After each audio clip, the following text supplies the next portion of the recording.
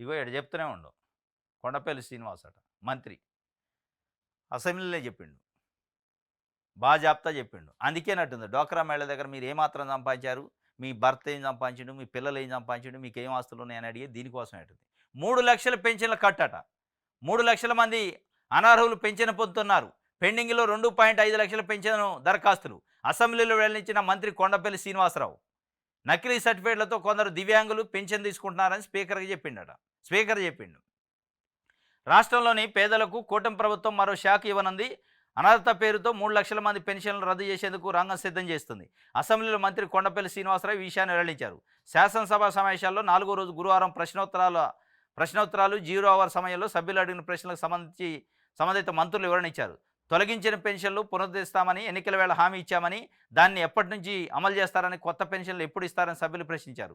3,00,000 అనర్హులు పెన్షన్లు తీసుకుంటున్నారని, 2.5 లక్షలు కొత్త పెన్షన్ దరఖాస్తులు పెండింగ్లో ఉన్నాయని, వాటిని పరిశీలించి నిర్ణయం తీసుకుంటామని మంత్రి కొండపల్లి శ్రీనివాసరావు ఇచ్చిండు.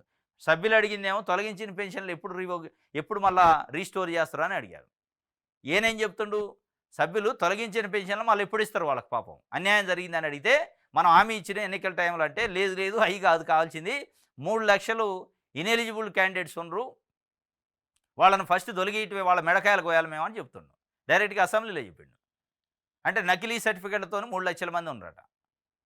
సరే, నకిలీ సర్టిఫికేట్లతో 3,00,000 మంది ఉన్నారా, మీరు కోత వేయడానికి నకిలీ అని పేరు చెప్తున్నారో తెలియదు, కానీ ఈ రాష్ట్రంలో పుట్టి పెరిగి రాష్ట్ర పౌరుడై ఉండి ఈ రాష్ట్రానికి సంబంధించి పెన్షన్ తీసుకోవడానికి నకిలీ వాడని ముద్రేస్తారు కదా మీరు.